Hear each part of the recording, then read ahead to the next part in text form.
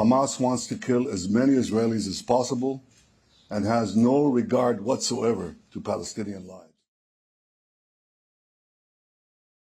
Amunisi dari Amerika Serikat yang seharusnya dikirim ke Ukraina kini malah dialihkan ke Israel. Pengalihan bantuan tersebut lantaran Israel mengeluh kekurangan amunisi menjelang invasi darat ke Gaza.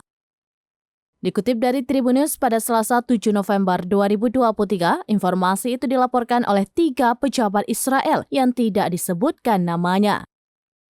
Washington dilaporkan akan mengirimkan puluhan ribu peluru artileri 155 mm.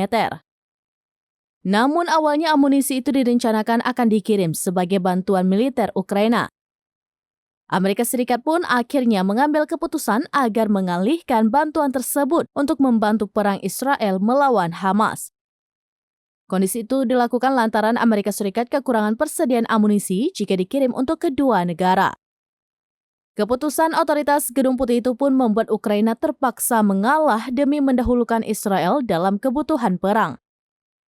Dilaporkan pula amunisi itu akan tiba dalam beberapa minggu mendatang ke Israel. Peluru artileri ini biasanya disimpan Amerika Serikat di wilayah Israel sebagai perjanjian bilateral yang memungkinkan Tel Aviv menggunakan amunisi tersebut dalam keadaan mendesak.